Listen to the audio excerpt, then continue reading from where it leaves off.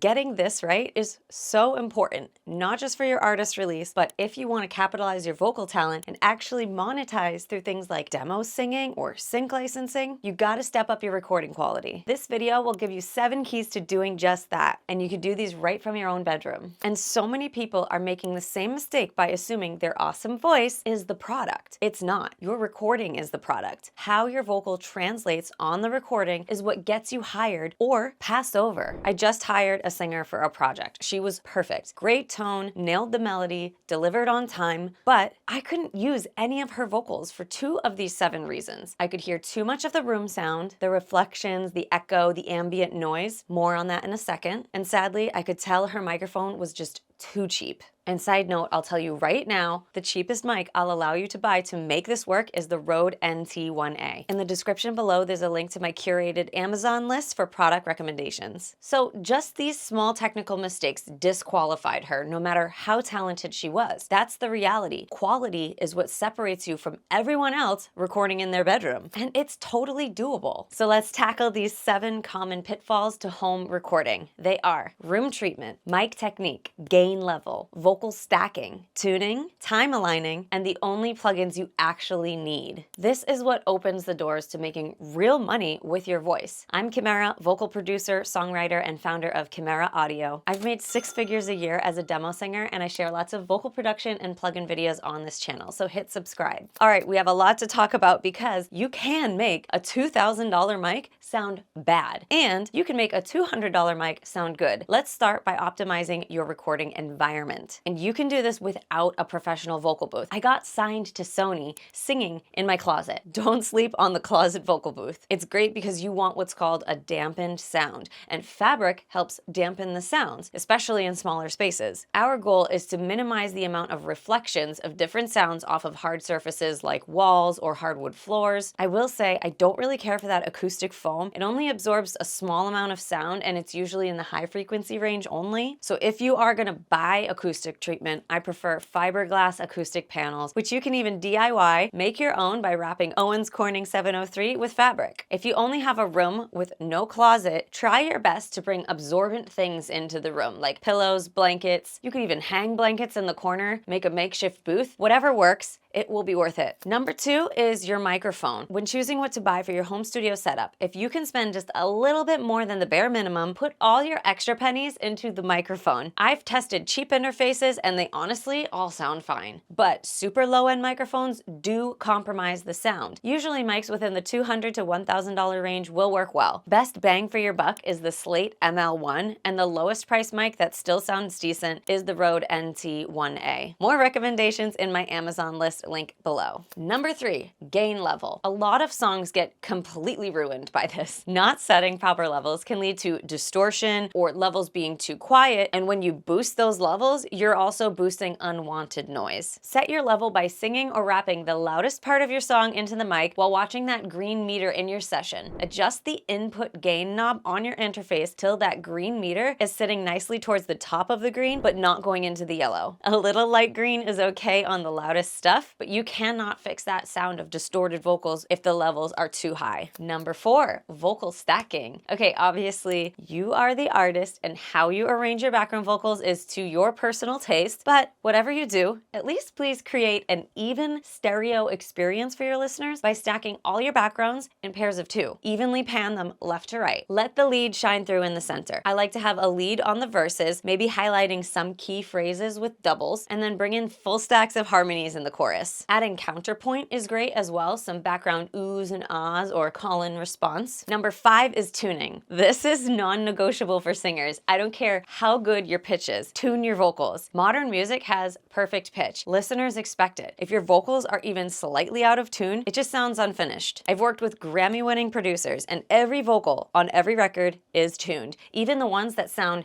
natural. Tuning isn't cheating. It's baseline professionalism. I've got video tutorials on Melodyne and Autotune for you on this channel. Number 6, time aligning. This is subtle but very important. When you stack backgrounds, they need to align perfectly in time with the lead. Even tiny timing inconsistencies sound messy. You can do this by hand, cutting, nudging, and time stretching. That's pretty tedious, so I like to use a plugin called Vocalist, and it does it automatically for me. Time aligning is what makes top 40 pop sound so tight. It's one of those invisible things you don't notice when it's right, but you definitely notice when it's wrong. Number 7, plugins. Okay, well, this one definitely needs its own video to really get into the details.